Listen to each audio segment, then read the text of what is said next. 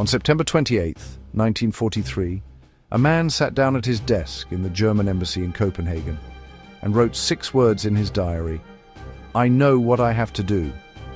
What he had to do would betray his country, his government, and the regime he had sworn loyalty to. It would also save nearly 8,000 lives. His name was Georg Ferdinand Duckwitz, and he was a Nazi, not a reluctant bystander, not a secret dissident from the beginning. He joined the Nazi Party in 1932 because he believed in it. He worked in its foreign affairs office, he wore the pin, he attended the meetings. And then, over the course of a decade, something inside him shifted, slowly, painfully, irreversibly, until the man who had once believed in the movement became the man who would destroy its most terrible operation in Denmark. To understand what Duckwitz did, you have to understand Denmark's strange position in the war.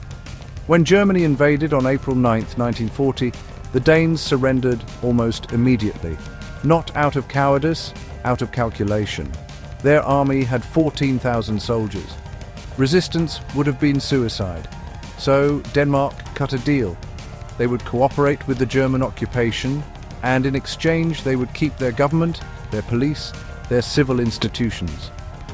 The Nazis agreed, partly because Denmark exported essential food supplies to Germany, and partly because they considered the Danes a fellow Aryan race.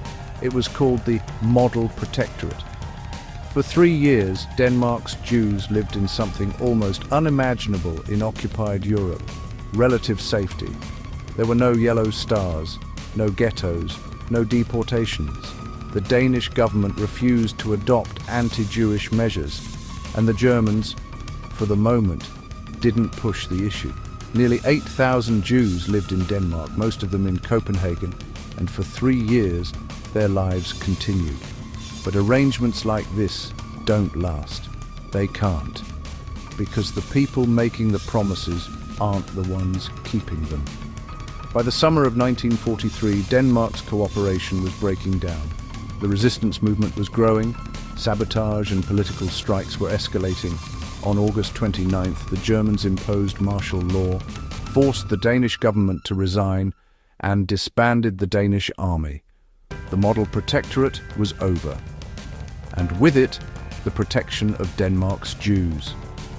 On September 8th, Werner Best, Hitler's civil administrator in Denmark, a man who had already overseen the roundup and murder of Jews in Poland and France, sent a telegram to Berlin.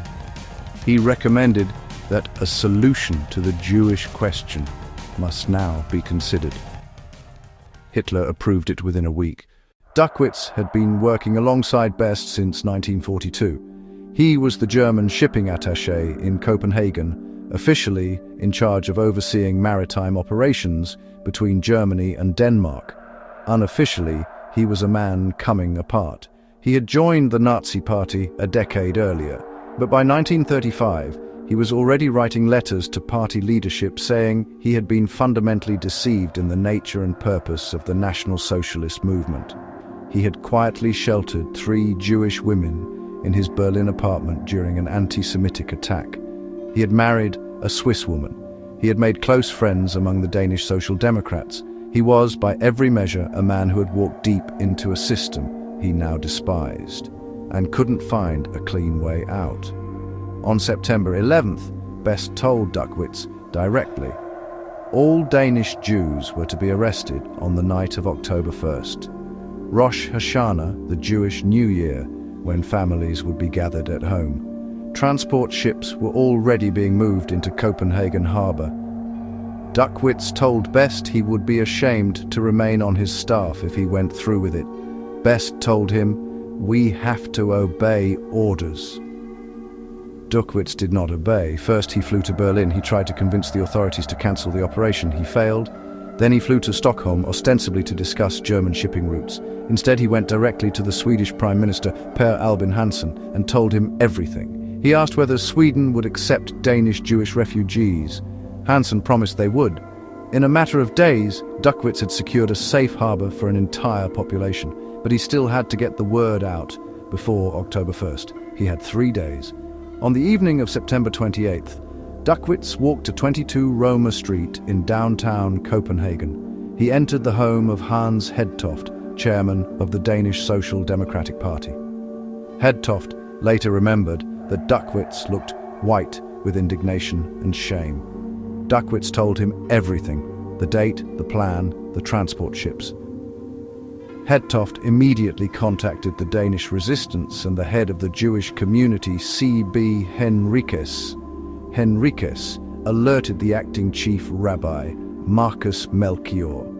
The next morning, September 29th, the day before Rosh Hashanah services, Rabbi Melchior stood before his congregation and told them, "Do not be in your homes for the next few days."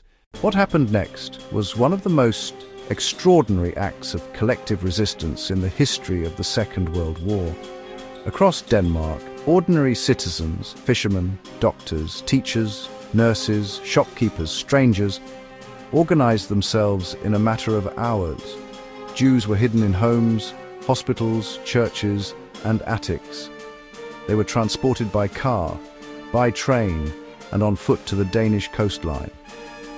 And then, beginning on the night of October 1st, fishermen began ferrying them across the narrow strait to Sweden, sometimes just 5 to 10 kilometers of open water. The operation lasted 2 weeks.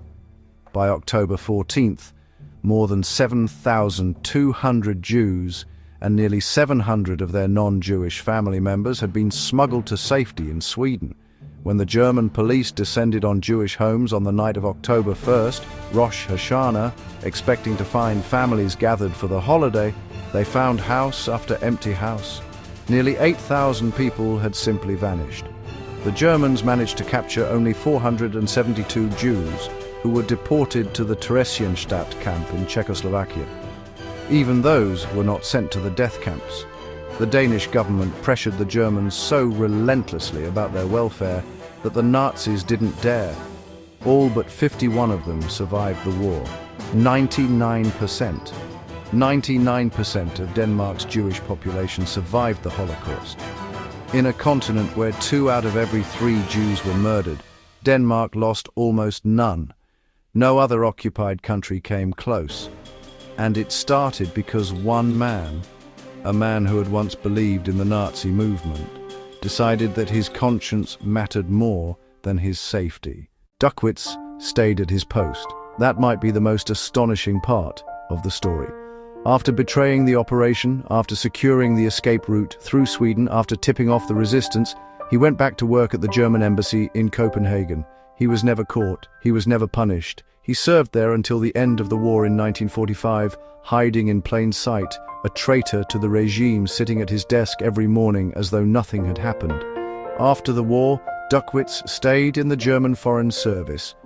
In 1955, he was appointed West German ambassador to Denmark, the country whose people he had helped save. He later served as ambassador to India. When Willy Brandt became foreign minister in 1966, he made Duckwitz Secretary of State. Duckwitz helped negotiate the 1970 Treaty of Warsaw, one of the foundational agreements of post-war European diplomacy. He rarely spoke about what he had done in 1943. When people asked him why, he said very little. On March 21, 1971, the Israeli government named Georg Ferdinand Duckwitz one of the righteous among the nations, the highest honor Israel bestows on non-Jews who risked their lives to save Jews during the Holocaust. His name was added to the memorial at Yad Vashem in Jerusalem. He died 2 years later in Bremen on February 16, 1973. He was 68 years old. Here's what stays with me about this story. Duckwitz didn't start as a hero. He started as a believer. He joined the Nazi Party because it spoke to something in him. Nationalism, ambition, belonging, whatever it was. And then, year by year, choice by choice, he watched the movement he'd believed in reveal itself as something monstrous. Most people in his position looked away. Most people told themselves it wasn't their responsibility. Duckwitz couldn't do that. And when the moment came, when he learned that 8,000 people were about to be taken, he didn't hesitate. He wrote 6 words in his diary. And then he did the most dangerous thing a man in his position could do. He told the truth. Georg Ferdinand Duckwitz was a Nazi who saved 99% of Denmark's Jews. He didn't save them with a gun or an army. He saved them with information, delivered at the right moment to the right people, at the risk of his own life, and an entire nation rose up to finish what he started. That's why we tell these stories, because sometimes the most important act of courage is the quietest one. If this story moved you, subscribe, because in our next episode we're telling the story of the Night Witches, the all-female Soviet bomber regiment that terrorized the Nazi army with planes made of wood and canvas.